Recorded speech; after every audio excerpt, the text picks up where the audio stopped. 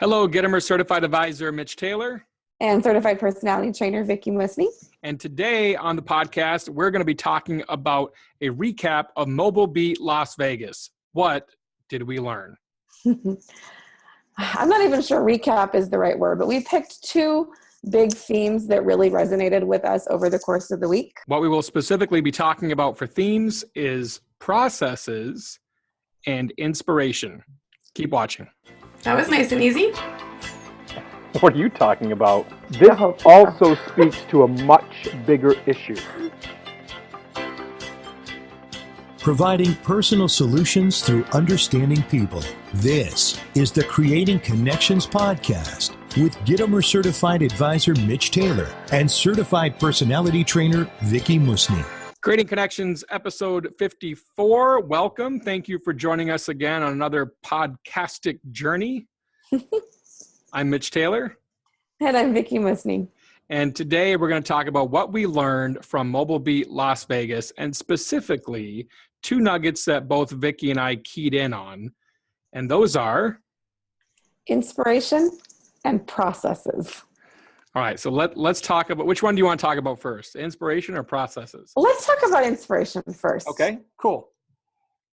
Because the other stuff, I don't know, that's the more nitty gritty, how to make it happen. It's the meat. But when you lose your inspiration though, that's a big problem. And honestly, going into last week, that's sort of where I was.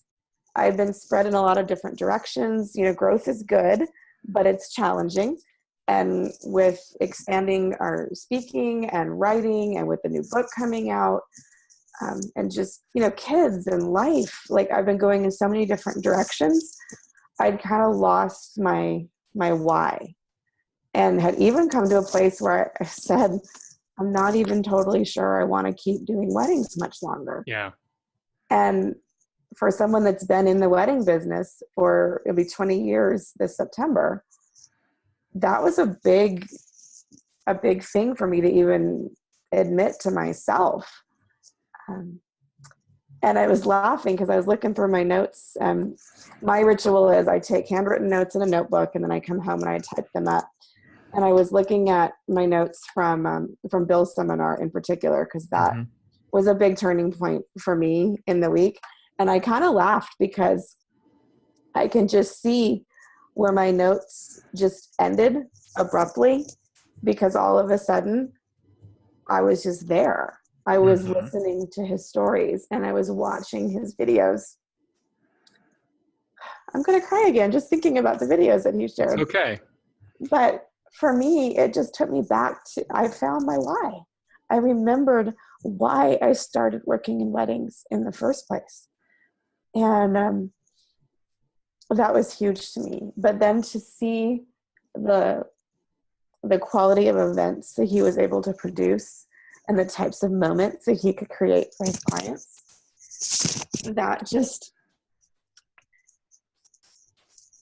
I so seldom am speechless, but it did. It really, really hit me.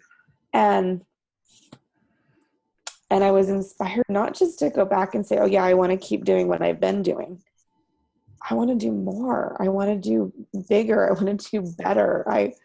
I want to work towards being able to create those kind of moments for my clients. We're talking about Bill Herman, who is an actor and a professional master of ceremonies, and also the founder of the Entertainment Experience Workshops. So if you are looking to grow, if you are looking for inspiration, if you're looking for someone to help you find your why, there's no better person. Yeah. Frankly, there isn't. Bill is a mentor of mine. I've had him in to train my staff. I've been on a wedding reception with Bill and shadowed him a long time ago. Bill and I share lots of information back and forth, and yeah, he's just an amazing man. Yeah, his ability to. His ability. Sorry. But to take, you know, a theme or an idea or a story, or just something that a client just kind of mentions, that, you know, a hobby, like in the one illustration that he shared about, to take that and just really go with it and create something so unique and so personal. Yeah. I was like, yeah, that's what I used to be working towards, and I need to get back on track and keep going in that direction and set my sights higher. And I know that I can't do that alone. And so I'm excited for that training. I don't even want to share when it is, because what if it fills up too fast? It's in November. And if you want to get your seats right now, you go to billcreates.com and you can get your seat. And I promise you, it is well worth your investment. Yeah. In fact, if you don't think that it is well worth your investment, I will personally refund you your money. There, I said it. Good. I believe in Money it. back guarantee. I've attended Entertainment Experience 3 times. No, that doesn't make me remedial. It makes me hunger for more. And I would encourage you to, do the same thing. Who else inspired you at Mobile Beat Las Vegas? I think the next biggest one that I wasn't really prepared for, because we could do a whole podcast episode on your seminar, but that's not on our docket for today. No. was Matt's, and Matt Redicelli. And that kind of that's how I got to my other word of processes, because that is another piece that's really, really missing for me. And I think it's because the first person we hired 3 years ago was a family friend. And it was just like, hey, we think you'd be great at this. You should come along and host for us. And you've got the right personality. And our conversations were casual because that was what our relationship was before. Sure. And so if he needed to change something or, have a day off or whatever, it was fine to just text me or mention it at family lunch after church on Sunday, because he was hanging out with the family anyways. Yeah. And we've grown past that. And we have, new employees, and we need more employees, but our systems have not grown at the same rate that we have. And we're past the point where we can keep track of things with a text message or yes. It's not working. It's not appropriate. And I know we really, really need to tighten things up. And you and I have had these conversations before, but I think seeing someone at kind of the other extreme end of the spectrum, like Matt, who runs, a huge multi-op and a really, really tight ship from what I can see, the level of details, that was another really big one that was kind of that double-edged sword of inspiring and overwhelming at the same time. Yes, absolutely. Matt's been someone I've followed for several years now, for the last 5 years anyway. Yes, you've always spoken so highly of him, and I'm glad I finally got to meet him in person and hear this seminar.